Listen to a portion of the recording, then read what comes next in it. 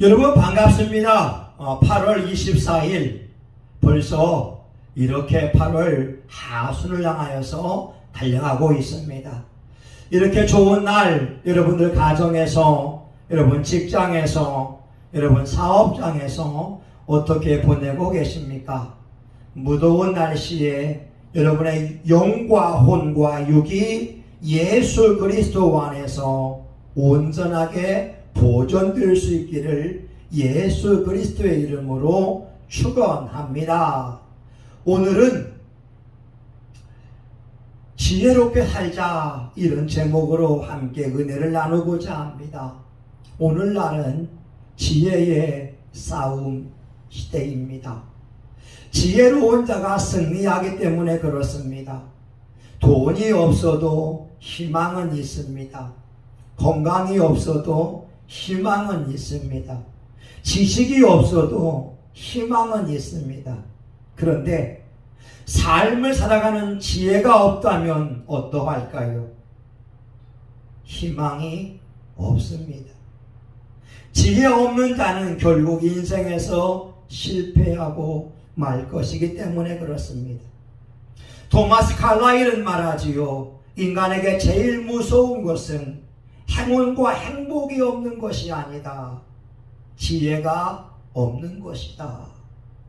지혜가 없는 자는 마땅히 해야 할 것이 무엇인지 알지 못하고 있습니다. 지혜가 없으면 세월을 허비합니다.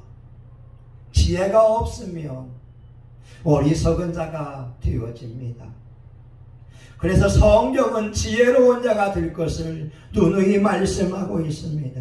오늘 본문에도 15절에 어떻게 해야 할 것을 자세히 주의하여 지혜 없는 자 같이 말고 오직 지혜 있는 자 같이 행동하라. 잠언서 3장 18절에 말씀합니다. 지혜는 그 얻은 자에게 생명나무라. 지혜를 가진 자는 복되도다. 지혜가 있으면 분별할 줄을 압니다. 지혜가 있으면 무엇이 소중한지 압니다.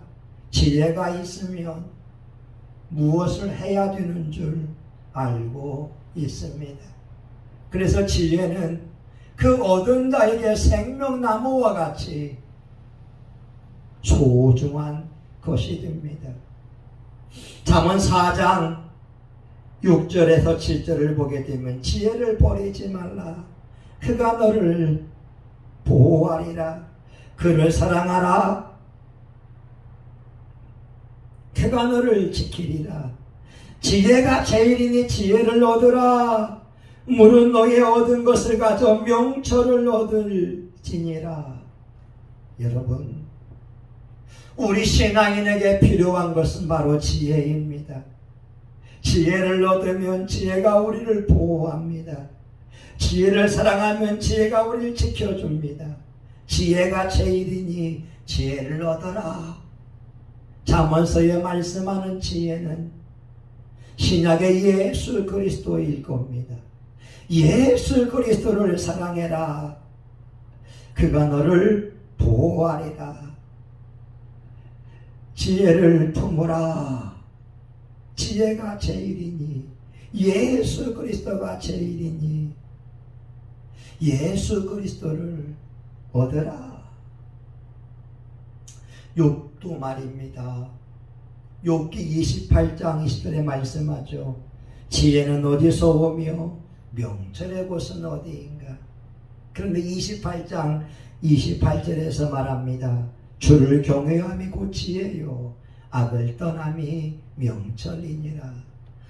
하나님을 경외하는 것, 하나님을 아버지라 섬기는 것, 이 땅을 하나님이 창조한 것이라고 믿는 것, 그것이 바로 지혜라고 하는 겁니다. 그럼 오늘 본문에서 지혜로운 자는 어떤 사람일까요? 첫 번째 16절입니다. 세월을 아끼라. 때가 악하니라. 지혜자는 세월의 소중함을 압니다. 시간은 금이다. 시간은 돈이다. 이런 말이 있지 않습니까? 세월이 소중한 겁니다. 과거는 엎질러진 물처럼 시위에 떠난 화살처럼 다시 돌이킬 수가 없습니다. 우리에게는 현재가 소중합니다. 오늘 현재는 금처럼 돈처럼 소중합니다. 오늘 내가 소중히 여긴 하루가 내일의 미래가 되기 때문에 그렇습니다. 그러나 어리석은 자들은 오늘 해야 할 것을 하지 않습니다. 오늘 세월을 낭비합니다. 그리고 준비가 없이 미래를 맞이하게 됩니다. 중요한 것은 우리에게 남은 세월을 계수하는 지혜가 필요한 것입니다. 시편 90편 12절에 모세가 말씀하죠. 우리에게 우리 날 계수함을 가르치사 지혜의 마음을 얻게 하소서. 많은 사람은 시간을 향하여서 새털같이 많은 시간이라고 합니다. 오늘이 있고 내일이 있고 모레가 있고 2022년이 있고 2023년이 있고 24년 25년 새털같이 많은 날들이 자기 앞에 있더라고 생각을 합니다. 그러나 자기의 앞날을 누가 알 수 있겠습니까? 어떤 사람은 심장마비로 인생의 종제부를 찍은 사람이 있었습니다. 그가 그렇게 죽을 줄 어떻게 알았겠습니까? 오늘 밤에 내 인생의 마지막 날이라고 한다면 내 사랑하는 가족에게 다르게 행동했을 텐데 많은 사람은 자기의 앞날을 알지 못합니다. 한국은 1년에 한 30만 명이 죽습니다. 그러면 하루에 800명, 900명 정도가 죽는 것입니다. 자연사하기도 하고 병사하기도 하고 사건 사고에 의해서 죽기도 합니다. 건설 현장에서는 매일같이 2명에서 3명 정도가 죽습니다. 그런데 내가 그 대상이 아니라고 장담할 사람이 누가 있겠습니까?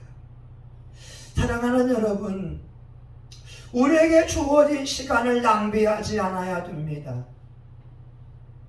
우리에게 주어진 삶의 최선을 다하는 것이 지혜로운 것입니다. 시간을 낭비한 죄라고 하는 것이 있습니다. 시간의 소중함을 알지 못했기 때문에 허비하는 것입니다. 이런 말이 있더라고요. 미래는 주저하면서 다가오고 현재는 화살처럼 날아가고 과거는 영원히 정지하고 있다. 현재는요 화살같이 날아간다고 하는 거예요. 그래서 영어로 현재를 present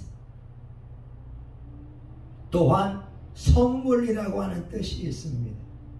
하나님이 저와 여러분에게 현재를 선물로 주었습니다. 이 선물이 화살처럼 날아갑니다. 기회를 주시고 있다고 하는 거죠. 이 기회를 잡을 때 내 것이 될 수 있지만 기회를 잡지 아니하면 화살처럼 사라진다고 하는 겁니다. 스펄전 목사님이 이런 설교를 했습니다. 지금 하십시오. 할 일이 생각나거든 지금 하십시오. 오늘은 맑지만 내일은 구름이 길지 모릅니다. 친절한 말 한마디가 생각나거든 지금 말하십시오. 내일은 당신의 것이 아닐지 모릅니다. 사랑하는 사람이 언제나 곁에 있지는 않습니다. 사랑의 말이 있다면 지금 하십시오. 미소를 짓고 싶거든 지금 웃어 주십시오. 당신의 친구가 떠나기 전에. 장미는 피고 가슴이 설레일 때 지금 당신의 미소를 주십시오. 불러야 할 노래가 있다면 지금 부르십시오. 당신 해가 지면 노래 부르기에 너무나 늦습니다. 당신의 노래를 지금 부르십시오. 지금 내가 해야 할 일이 있습니다. 사랑하는 여러분, 지혜로운 자가 되어서 시간의 소중함을 알 수 있기 바랍니다. 두 번째, 지혜로운 자는 하나님의 뜻을 분별하려고 합니다. 오늘 본문 17절에 보게 되면 그러므로 어리석은 자가 되지 말고 주의 뜻이 무엇인지 이해하려고 하라. 어리석은 자는 내 마음대로 살려고 합니다. 내 뜻을 실현하려고 합니다. 그러나 지혜로운 자는 우리를 창조하신 하나님, 이 땅에 살게 하신 그 하나님의 의도와 계획을 알고 그 뜻대로 살려고 노력합니다. 에베소서 5장 10절에 주를 기쁘시게 할 것이 무엇인가 시험하여 보라. 지혜로운 자는 하나님을 기쁘시게 하려고 살아갑니다. 하나님의 의도를 알려고 합니다. 우리가 시험 볼 때에 공부를 잘하는 사람은 출제자의 의도를 알고 있습니다. 왜 이 문제를 냈을까 아는 겁니다. 그러나 공부를 못하는 사람은 출제자의 의도를 전혀 알지 못합니다. 시험 공부하는 것도 다릅니다. 공부를 잘하는 사람은 무엇이 중요한지 잘 알고 있습니다. 그리고 시험에 나올 문제들을 공부합니다. 그래서 시험을 보면 좋은 성적을 거두는 것입니다.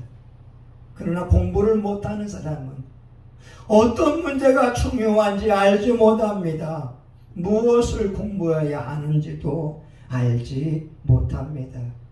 사랑하는 여러분, 인생을 살면서 지혜자는 하나님의 말씀을 통하여 하나님의 의도, 하나님의 뜻을 분별하려고 합니다. 이사야 43장 21절에 이 백성은 내가 나를 위하여 지었나니 나의 찬송을 부르게 하려 함이라고 말씀합니다. 여러분, 찬양을 많이 드려야 됩니다.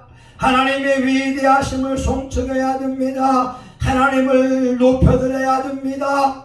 우리가 지음받은 목적이 하나님을 찬양하기 위함입니다. 우리는 예배드리는 것을 소홀히 하면 안 됩니다. 시편 50편 5절에 말씀합니다. 나의 성도를 내 앞에 모으라. 본 내가 제사로 언약한 자니라. 우리 신앙인들은 하나님을 예배드리기 위하여 언약을 맺은 자들입니다. 하나님 앞에 찬양하며 하나님 앞에 기도하며 하나님의 말씀을 읽으며 하나님의 말씀을 들으며 하나님 앞에 예물 드리는 제사를 통하여 언약을 맺은 자들입니다. 우리는 또한 선한 일을 많이 하려고 해야 됩니다. 히브리서 13장 18절에 있는 말씀입니다. 오직 선을 행함과 나눠주기를 잊지 말라. 이 같은 제사는 여호와께서 기뻐하시느니라. 선을 행하고 나눠주는 것을 하나님께서 기뻐하신다라고 하는 거죠. 에베소서 2장 10절에 말씀합니다. 우리는 그의 만드신 바라 그리스도 예수 안에서 선한 일을 위하여 지으심을 받은 자니 이 일은 하나님의 전에 예비하사 우리로 그 가운데서 행하게 하려 하심이니라. 선한 일을 위하여 지음을 받았습니다. 그러게 저와 여러분, 하나님의 뜻은 분명합니다. 성경 속에 다 나와 있습니다. 항상 기뻐하라. 쉬지 말고 기도해라. 범사에 감사해라. 이는 그리스도 예수 안에서 너희를 향하신 하나님의 뜻이니라. 하나님의 뜻이 정확히 나와 있습니다. 하나님의 뜻은 이것이니 곧 예수께서 하나님의 아들이신 것과 아들이 있는 자는 생명이 있는 것이라. 예수 그리스도를 하나님의 아들로 영접한 것, 하나님의 뜻을 아는 것입니다. 여러분, 지혜자는 하나님의 뜻이 중요합니다. 내 뜻도 중요하지만 하나님의 뜻과 상충될 때는 과감하게 내 뜻을 버릴 줄 압니다. 내 뜻보다 우선순위가 하나님의 뜻입니다. 마태복음 6장 33절, 너희는 먼저 그의 나라와 그의 의를 구하라. 그리하면 이 모든 것을 너희에게 더하시리라. 세 번째, 지혜로운 자는 성령 충만함을 구하고 성령 충만함을 사모합니다. 오늘 본문 18절에 말씀합니다. 술 취하지 말라. 이는 방탕한 것이니 오직 성령의 충만을 받으라. 우리 신앙에는 영혼육의 복을 받아야 됩니다. 영혼의 축복은 성령 충만이요, 혼의 축복은 행복과 감사이며 기쁨과 즐거움, 평안과 평강입니다. 육의 축복은 건강의 축복, 물질의 축복, 가정의 축복, 사업장의 축복, 만남의 축복, 직장의 축복, 나라의 평강의 축복. 우리 육으로 누릴 수 있는 축복들이 많이 있습니다. 그런데 혼의 축복을 받고 육의 축복을 받는다고 해도 영의 축복인 성령 충만이 없으면 어떠할까요? 사람들에게는 영혼을 사모하는 마음을 주셨습니다. 나에게 돈이 있고 직장이 있고 평안하다고 할지라도 내 영혼이 예수 그리스도가 없으면, 성령의 충만함을 받지 아니하면 그 영혼은 지옥 갈 두려움에 떨고 있습니다. 그러나 성령의 충만함을 받으면 이 땅의 삶이 공고하고 어렵고 힘들다 한다 할지라도 성령님께서 우리 마음에 평강을 주십니다. 성령께서 우리 마음에 평화를 주십니다. 행복을 줍니다. 감사가 넘치게 하며 육체의 삶의 문제들을 극복할 수 있는, 이겨낼 수 있는 능력을 주고 있습니다. 그러기에 신앙인에게 가장 중요한 것은 성령 충만함입니다. 사역할 때에도 성령의 충만함이 필요합니다. 토마스 하디 목사님은 캐나다 사람이었습니다. 의사 출신이었습니다. 그런 지식인이었습니다. 그가 한국에 와서 복음을 전파할 때 한국의 대실패를 경험했습니다. 복음을 전파하지만 한국인들의 마음이 열리지 않는 것이었습니다. 한국 사람들을 멸시했습니다. 조롱했습니다. 비난했습니다. 나 같은 지성인이, 나 같은 의사가, 나 같은 목사가 하나님의 말씀을 선포하는데 저들은 무식하기에 예수님을 구주로 영접하지 않는구나. 자기는 지식이 많다 할지라도 목회 사역은 대실패였습니다. 그러나 그가 하나님 앞에 엎드리기 시작합니다. 누가복음 11장 13절에서 말씀합니다. 너희가 악할지라도 좋은 것을 자신에게 줄 알거든 하물며 너희 천부께서 구하는 자에게 성령을 주시지 않겠느냐. 그는 자기의 사역 가운데에 성령이 없던 것을 깨닫기 시작합니다. 하나님, 저에게 성령을 주십시오. 하나님, 저에게 성령을 선물로 주십시오. 내 선교 사역에 성령님이 없었습니다. 그가 철저히 동의하며 회개하기 시작할 때 성령님이 임했습니다. 성령의 권능이 토마스 아디 목사님을 붙잡았습니다. 그가 성령님을 만나고 나서 자기 요리사에게 죄를 고백하기 시작합니다. 그리고 또한 한국 사람들 앞에서 자기 교만과 위선을 회개하기 시작합니다. 그는 용서를 구합니다. 그는 이렇게 말합니다. 내가 성령의 충만함을 받고 수치로 얼굴이 달아오름에도 불구하고 나의 교만, 강팍한 마음, 불신앙 이러한 것들로 인해서 범했던 과오들을 자백하였을 때 그들은 난생 처음으로 죄로 말미암은 자책과 회개가 어떠한 것인지 알게 되었다. 교인들은 눈물과 감격으로 밤새워 기도하기 시작하였고 그 감동의 경륜은 며칠 동안 계속되었다. 성령님과 함께하게 되면 놀라운 역사가 있는데 성령님을 인정하지 않고 동역하지 아니할 때 토마스 하디는 실패자였습니다. 오늘 여러분의 가정 어떻습니까? 우리 집은 예수 믿는데 왜 이래?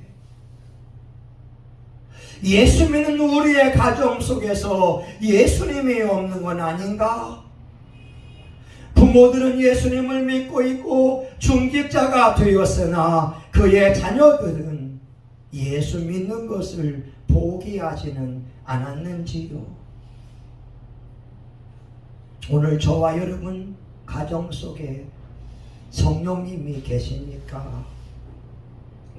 이제 여러분 말씀을 마치고자 합니다. 지혜로운 자들은 시간의 소중함을 압니다.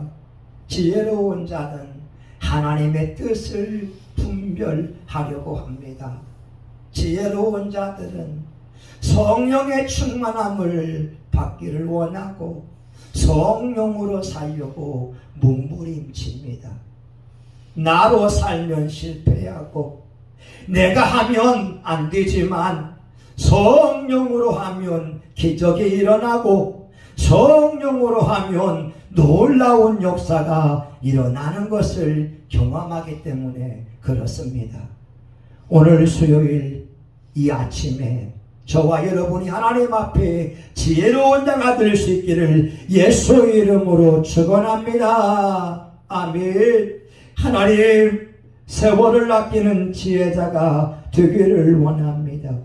우리의 남은 날을 개선하는 지혜를 주시고 세월을 아끼게 하여 주시옵소서. 하나님, 우리에게 하나님의 뜻을 알 수 있도록 도와주시고 성령의 충만함을 받게 하여 주옵소서. 하나님의 뜻을 알고 하나님을 시원케 하는 예배자들 되게 하여 주옵소서. 예수님의 이름으로 기도합니다. 아멘.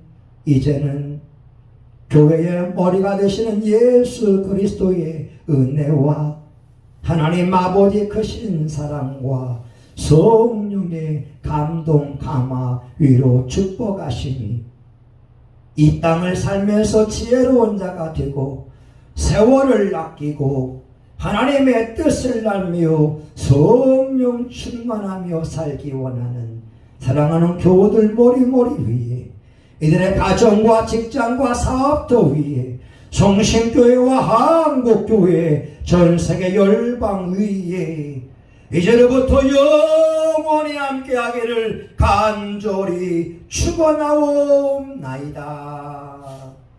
아멘.